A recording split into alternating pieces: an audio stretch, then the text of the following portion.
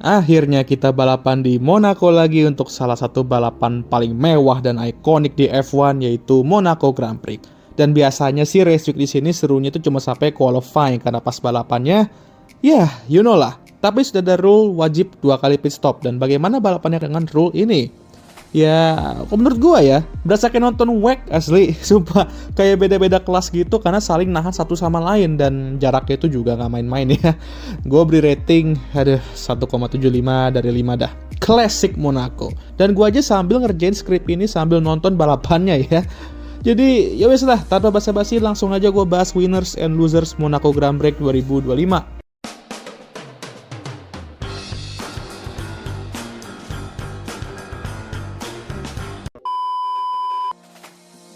Winner chicken dinner tentu saja akan gue berikan ke Lando Norris atau McLaren juga bisa lah dua-duanya. Ya khususnya Lando Norris lah yang akhirnya menunjukkan taringnya di qualifying dengan salah satu momen di mana pembalap itu mencetak lap monster di akhir-akhir di qualifying Monaco yang bisa berujung kemenangan di hari esoknya. Itu yang dilakukan Lando di qualifying kemarin dengan meraih pole di weekend di mana Charles itu benar-benar sikat habis semua sesi free practice dan Lando mampu dapat lap time terkencang di saat yang tepat. Lalu di race, ia melakukan halnya sendiri, mampu menjaga jarak dengan Charles dan tetap berada di depannya tiap kali pit stop. Lando meraih kemenangan keduanya musim ini dan memperkecil jarak poinnya dengan Oscar di standings jadi 2 poin kalau nggak salah karena dia dapat fase lap di akhir-akhir. Oscar juga mampu melakukan damage limitation untuk memastikan tetap berada di depan Max dan finish di podium ya. Nggak kesalip juga saat di awal-awal balapan tadi dengan drama virtual safety car itu. Tapi good effort dari McLaren yang dari free practice kelihatan sedikit kesulitan ya, sedikit dong sebenarnya khususnya Oscar ya yang sempat nubruk di FP2 kemarin. Tapi untuk bisa raih 1-3, ya not bad lah dan terus memperjauh gap dari Mercedes yang telur poin di klasemen. Title fight kembali ketat untuk kedua McLaren dan masih ada satu balapan lagi di triple header kedua F1 2025 ini. Buya kedua akan gue berikan ke Charles Leclerc. Jujur ya, ini orang datang ke weekend ini udah kayak pesimis banget itu gue liatnya kayak kayaknya kita nggak bakal kenceng di sini. Ini trek tikungan slow kelemahan kita ini. Gue prediksi mereka bakal menang di sini dengan Charles dan akhirnya nggak benar juga sih prediksi gue. Tapi setidaknya dari free practice mereka benar-benar strong kan dan terbukti omongan gue. Bener, mereka tuh bakal strong di sini. Oke lah gagal dapat pole dan kemenangan itu, tapi masih bisa nge-split 2 McLaren. Dan Charles di akhir tuh benar-benar menekan Lando habis-habisan dan gak ngasih dia nafas lega karena Lando pun juga ketahan sama Max Verstappen. Emang sayang aja, traction McLaren khususnya di tikungan terakhir dan menuju tunnel tuh benar-benar OP coy. Charles sebagus apapun dia di setiap tikungan ya, emang kurang di traction sama straight line speed. Tapi P2 tuh udah bagus lah dan bisa jadi momentum yang bagus untuk Ferrari menuju Spanish Grand Prix nantinya dan balapan-balapan selanjutnya. Ditambah Lewis juga ya sayang aja kena penalti grid tapi masih bisa comeback ke posisi kelima walaupun gapnya juga tidak ngotak ya.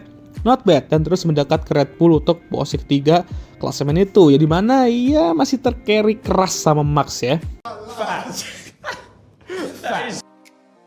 Buya ketiga akan gue berikan ke Racing Bulls. Isaac Hadjar, wow, gue sih salut ya sama nih anak ya. FP2 berantakan, crash 2 kali kalau nggak salah ya kan.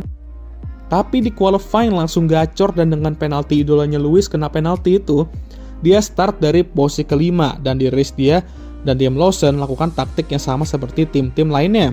Menahan pembalap di belakang biar pembalap di depan dapat pit stop dan tidak kehilangan posisi. Dan itu membantu Isaac bisa finish di posisi ke-6 dan Liam Lawson akhirnya menjadi rookie berikutnya yang pecah telur dengan finish di posisi ke-8. Liam Lawson ya akhirnya kembali cetak poin. Dan cetak poin duluan dari Nando ya kan, wow. Lebay. Tapi ya ini benar-benar weekend yang sangat baik dari Racing Bulls. Dua-duanya benar-benar gacor dan Isaac terus menunjukkan kenapa dia layak menjadi Rookie of the Year musim ini kalau nggak berdasarkan klasemen Rookie of the Year award itu ya. Nah nanti di next video tuh gue akan bahas lebih lanjut lah soal Isaac Hadjar tuh kenapa dia menurut gue sekarang ini menjadi rookie terbaik musim ini. Oke. Sekarang kita ke para nice try-nya ya seperti biasa dan yang pertama gue akan berikan ke Alpine.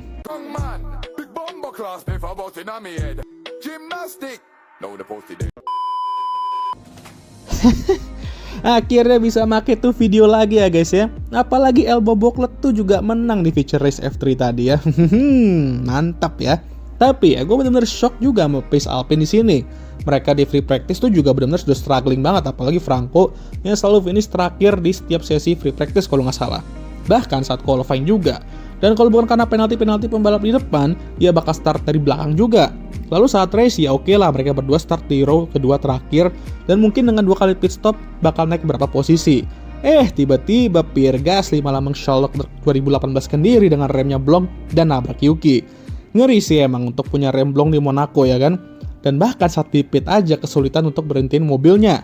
Dan pada akhirnya agak bablas juga sebenarnya dan DNF. Untuk Franco ya dari awal pace juga udah kurang dan nggak bisa berbuat banyak juga karena start dari belakang di Monaco, ya lo expect apa? Ya masih keren lah bisa finish di posisi ke-13. Benar-benar weekend yang horor banget untuk Alpine ya. Mungkin gue juga berani bilang mereka merupakan tim terpelan di balapan ini. NT kedua akan gue berikan ke Mercedes. Nah, ini juga nih, tim yang bener-bener underperforming di free practice juga kemarinnya. Agak underperforming, tapi menurut gue Q3 masih oke lah, bisa lah. Tapi di qualifying, bener-bener makin asyam lagi ketika Kimi crash di Q1 di chicane itu. Dan George Russell mengalami masalah dengan mobilnya di Q2. Ini membuat mereka harus start dari posisi ke-14 dan posisi ke-15. Dan untuk start di posisi itu, di Monaco, ya good luck aja ya kan. Dan Kimi ya mampu jumpscare Gaby saat start yang membuat pembalap Brazil itu nyipok tembok karena kaget ya kan. Ada Kimi di sebelah gua dan tembok depannya. Dan itu overtake kedua Monaco di balapan itu karena sebelumnya Gaby nyalip Kimi terus kagetin dia balik gitu Kimi ya. Tapi di balapan ini gue sedikit bingung juga sama strategi Mercedes yang terlalu safe ya. Kenapa nggak coba berani dikit pit awal lalu clean air ya kan dan go long di akhir. Tapi mereka malah membiarkan kedua pembalap mereka kejebak di traffic dan go long dan ya frustasi, dan itulah hasilnya ya kan. Kedua pembalap tidak mencetak poin. Bahkan George pun sampai muak dan yowes gue nyalip off track aja lah, terus kena penalti nggak apa-apa, tapi bisa menjauh dari Alex lah setidaknya yang ngehalangin dia sampai berlap itu. Ya ujung-ujungnya ya mungkin kita mikir 10 detik penalti, malah kena drive thru penalti, entahlah kapan terakhir kali gue liatnya ya. Benar-benar weekend yang patut dilupakan untuk Mercedes. Ya musim ini Ferrari kan udah banyak tuh weekend ngaconya. Red Bull juga ada ngaconya di Bahrain. Sekarang Mercedes di Monaco. Nah sekarang tinggal nunggu McLaren di mana nih ngaconya. NT ketiga akan gue berikan ke Aston Martin. Aduh, ini tim yang gue sebenarnya itu udah siap-siap mau taruh di list buyah, apalagi Fernando Alonso ya. Karena gini loh, Nando tuh bener-bener memasak di qualifying kemarin. Dan gue bilang juga, kalau misal one lap pace mereka tuh udah oke, cuman race pace-nya aja kayak gimana gitu ya. Tapi selagi dapat posisi tinggi di Monaco, udah pasti di situ juga posisinya. Nah itu yang Nando lakukan, dan dia juga udah melakukan apa yang perlu dilakukan di balapan itu. Lagi lancar-lancarnya mesinnya metong.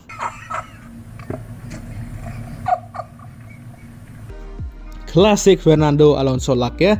Klasik Monaco Grand Prix, klasik Fernando Alonso luck ya. Dan Lance Stroll yang out dari Q1 ya udah nggak bisa berbuat banyak juga dan tidak bisa mencetak poin. Bener-bener dah Nando sampai sekarang belum cetak poin. Dan gua rasa ini udah seburuk run dia di McLaren Honda 2017 dia dulu. Dan sampai sekarang semua poin Aston Martin itu masih dipegang sama Lance Stroll. Ya bangun Nando. Dia mau udah bangun ya. Malah mobilnya yang ngajak turu.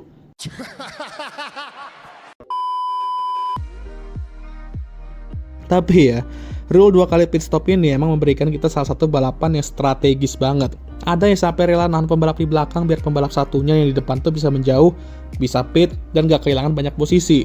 Jadinya tuh gue kayak nonton WEC gitu. Kayak ada tiap kelasnya karena jaraknya tuh jauh-jauh semua ya. Kayak terus split ada yang 4 di depan, terus ada juga yang sisanya di belakang gitu. Kayak ya, dan setiap salip menyalip itu ya cuma banyak pas di lap doang. Ya mirip lah kayak WEC ya kan. Hypercar nyalip GT, itu yang nambah overtake-nya kan berjibun-jibun gitu. Ya begitulah, gue rasa kalau dari segi penonton ya mungkin sedikit lebih menarik, walaupun tetap aja gue gak puas juga sih sebenarnya balapan kemarin ya. Kalau dari segi tim dan pembalap ya pasti pusing lah mikirin strategi, dan ibaratnya tuh kayak mereka tuh main perang-perangan ya, karena main strategi bukan balapan gitu. Ya wes lah, sekian video kali ini. Gimana menurut kalian? Jangan lupa like, subscribe agar gue bisa tembus 10k sub sebelum akhir tahun, share video ini, dan jangan lupa juga untuk menyalakan lonceng notifikasi agar kalian semua tahu ketika gue ngupload video baru. Jangan lupa juga untuk follow Instagram gue. Ya balapannya bener-bener meh kata gue. Ya wes lah, seperti biasa videonya akan ditutup oleh I'm Emma Watson. Thank you for watching.